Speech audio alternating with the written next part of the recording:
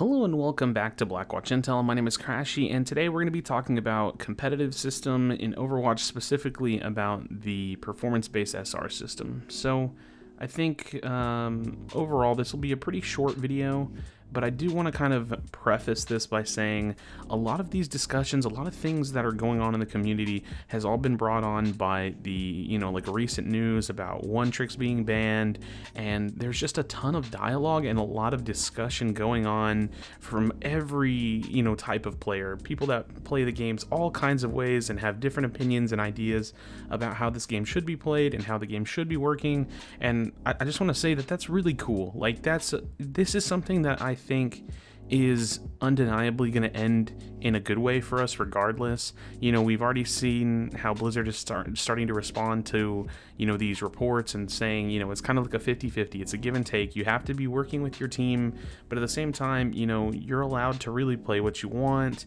And it gets to that point where, if you're trying to play a very specific playstyle, maybe you just need to form your own team. So it's like one tricking is acceptable, kind of, and it's just kind of a weird gray area, but at the same time, it's sparking a secondary discussion, and that's to start talking about the performance-based SR. Now, we've talked about the performance-based SR system and kind of the way that it works here on the channel, and I want to reiterate my thoughts on it in, just like I said, a very short video to reiterate, bring up the dialogue again, and just circulate the ideas. So, in my opinion, I really don't understand and don't really care for the performance-based SR. And when I say I don't understand, I mean I don't understand why we're using it. The performance-based SR, and even like to go into the discussion that we've done here, previously on the channel about like the medals that you see, all of these things are just so like stupid to me. Like I don't see the point for having your SR change depending on how well you're doing on one hero or, the heroes that you play throughout the game versus other people in your rank. And at the same time with medals, I don't really care how well I'm doing against my own teammates. If you're gonna put me against anything, it needs to be against the team that I'm playing right then and there. So I'm not really worried about how good I'm doing, compared to the other people in my rank on that hero. I mean, I would care if I'm analytically breaking down my skill set and trying to find my weaknesses, but it doesn't really matter to that game. The only thing that should matter in the game is winning. And I think the performance-based SR system, the first thing that it does that is undeniably an issue is that it hurts flex players because they're spreading their ability to game the system too thin. They're playing all different types of heroes, they're swapping roles, and ultimately at the end of the game, they're falling short on the performance-based SR system, or at least what that system wants. It wants to see the big numbers, it wants to see the consistency, it wants to see, few heroes, not many heroes. And that's not really what the game is about.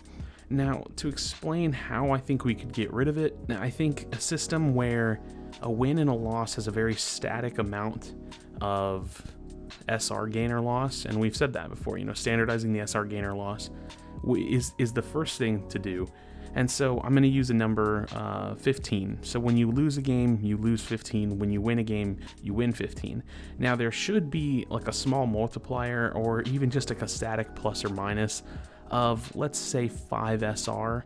So if your team is, the higher rated team and you win, let's say it cuts that in half. You win 2.5 extra SR, or, like 3 SR for beating the team, and that's the multiplier because you're a better team and you're not going to get that much more because you were expected to win, but hey, y'all won, so congratulations, you get your static amount of win for 15, and then let's say you get 3 more, so you get a total of 18. Now if you're the lower rated team and you win, you get that static 15 SR, and then hey, you were the lower rated team, let's give them another 5 SR on top of that.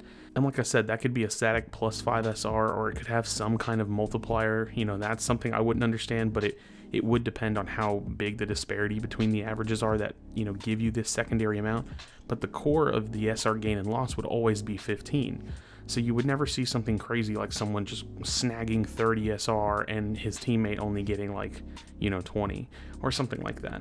Ultimately, the goal of the game, the goal of the system really should be to concretely have a positive win rate in order to climb, and I think the performance-based SR gives us problems with that. I think the performance-based SR hurts flex players, And I think that standardization of, winning and losing the SR and then having a slight multiplier, something very minute where it really doesn't make that big of a difference, but does, because if you're the lower ranked team, you deserve to get a little bit more. And if you're the higher ranked team, maybe you don't deserve to get anything. I don't know. There's ways that they can make this system so much better by just eliminating the performance-based SR. And I think that's going to be one of the big things coming up in the future that the community either needs to push for or that Blizzard needs to look into.